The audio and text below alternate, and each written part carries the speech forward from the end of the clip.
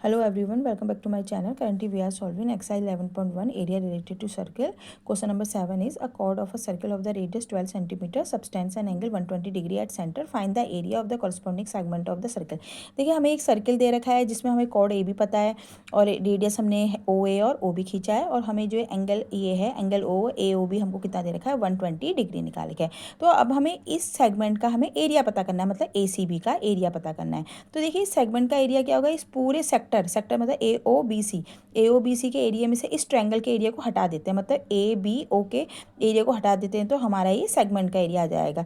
तो सबसे पहले सेक्टर का फॉर्मूला तो हमको सीधे से पता है, area of sector O A C B. तो क्या होता है सेक्टर का formula theta upon 360 into pi r square. तो थीटा की जगह 120 है और पाई की वैल्यू हमको 3.14 दे रखी है, आर है हमारा 12। तो 12 इंटू 12 इसको सॉल्व करते हैं, हमारा आता है 150.72 सेंटीमीटर स्क्वायर। अब दूसरी चीज़ है हमको इस ट्रायंगल का एरिया निकाल। देखिए ट्रायंगल के एरिया निकालने का डायरेक्टली तो हम इसमें हीरोन लगा नहीं सकते क्योंकि काफ़ी लंबा पड़ेगा। तो इसमें क्या करते हैं हम ओ से बी पर ए बी पर क्या खींचते हैं परपेंडिकुलर, जो 90 डिग्री हो जाएगा। अब इसमें लगाएंगे 1/2 बेस इंटू हाइट, जो कि किसके लिए लगता है, राइट एंगल ट्रायंगल के लिए लगता है। अब ये देखिए ये बाइसेक्टर है तो ये पूरा 120 है तो ये 60 हो जाएगा, ये 60 हो जाएगा। अब ये एंगल पता करना है, ये 60 है 90 है तो ये कितना होगा 30। 180 में से 90 प्लस 60 को माइनस कर देंगे। तो अब इसमें हम लगाएंगे साइन थीटा का फॉर्मूला।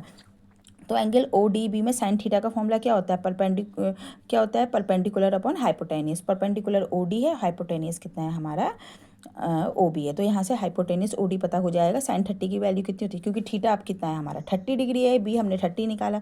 तो साइन 30 की वैल्यू, साइन थीटा की value sine 30 1/2 O D upon 12। तो ओ डी की वैल्यू कितना आ गई 6 सेंटीमीटर। अब हमें ओ डी पता चल गया। अब हमें निकालना है ए बी पता करने के लिए पहले हम डी बी पता करते हैं। डी बी के लिए हमें कॉस थीटा का फॉर्मूला लगाएंगे।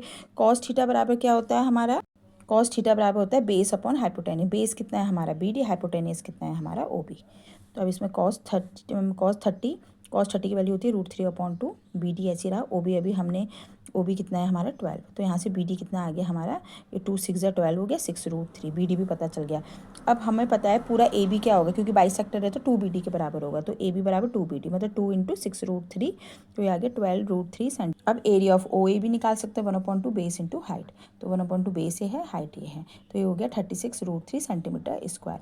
अब देखिए हमने दोनों वैल्यू निकाली, अब एरिया ऑफ सेगमेंट निकाल लेते हैं। Area of segment equal to हमारा क्या था, एरिया ऑफ सेक्टर का हमने कितना निकाला था 150.72 माइनस एरिया ऑफ ट्रायंगल कितना निकाला 36√3। इसको सॉल्व करने पाएगा 88। √3 की वैल्यू हम इसमें पुट कर देंगे। √3 की वैल्यू हमको दे रखी है 1.73, इसमें रख देंगे, सॉल्व करने पाएगा 88.37 सेंटीमीटर स्क्वायर। इसका मतलब the area of the segment of the circle कितना है 88.37 centimetre square. Thanks for watching my video.